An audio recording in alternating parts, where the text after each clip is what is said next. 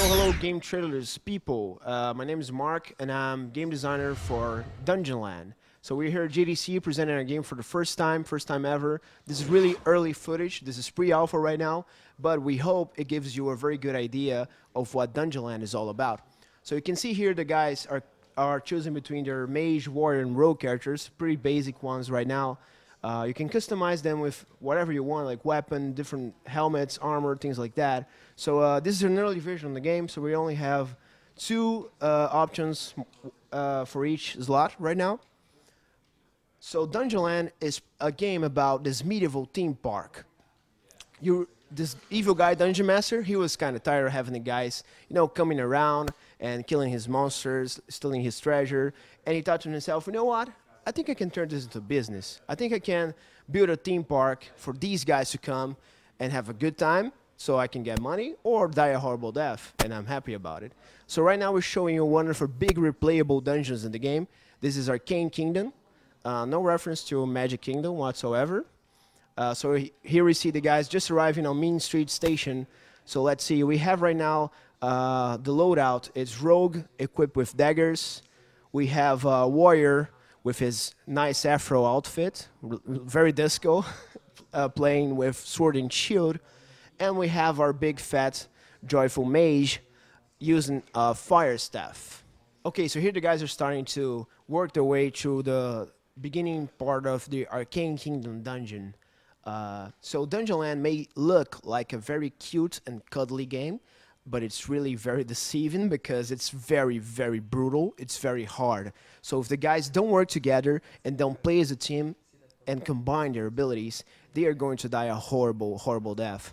So you can see the guys right now are trying to work their way up towards the spawner. That's that big purple guy up there. There he is. He's very happy and he's pretty harmless, but if the guys don't kill him very fast, he's going to keep spawning lots of monsters. Old school gauntlet style. You can see the guys just level up there. You can totally level up your characters and get new loot and things like that, but Dungeonland is not Diablo.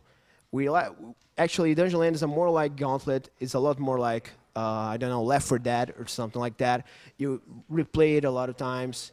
Even if you do get more loot and if you do get level up, it's more, you don't get like a loot that's 3% more damage. You just get really meaningful stuff that gives you a new skill set and things like that. Okay, it's a danger event. This is a danger event. It's a randomized event that can happen in Dungeonland at any time and any place. So when a danger event happens, it can be usually a big boss with a randomized special ability. In this case, that big purple guy there, he would like spawn a copy of himself every time you would hit him. Oh, someone placed a firewall right on top of him, so he just multiplied, and there's a lot of monsters right now on the screen. So let's see how the guys handle it.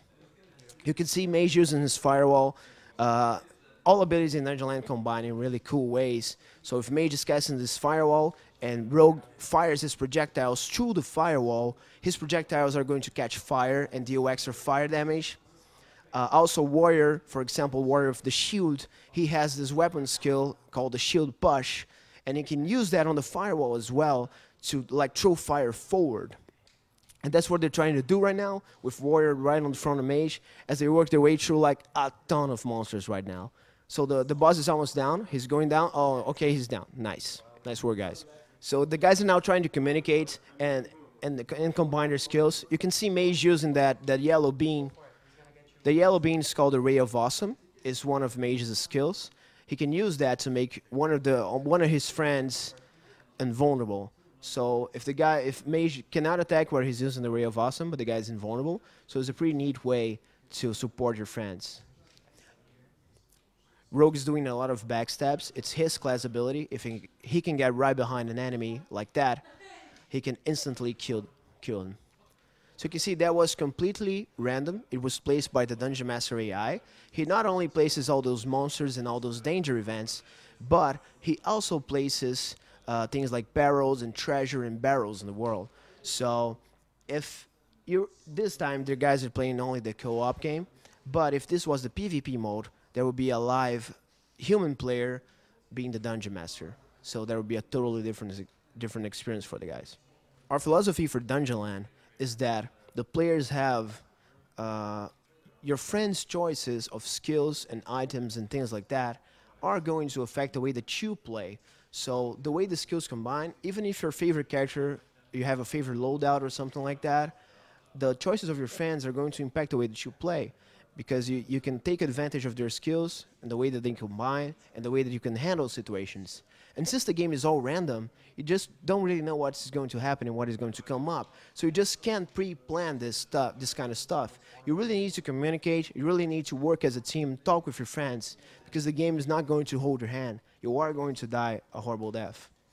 So here the guys are working up their way. You can see Rogue using his decoy ability, in which he teleports and leaves a little dummy. The little dummy attracts the monsters, so it's a really nice way that they just did to attract monster attention so they can take the spawner easily. Not only that, but the little dummy also interacts with his friend's skills. So for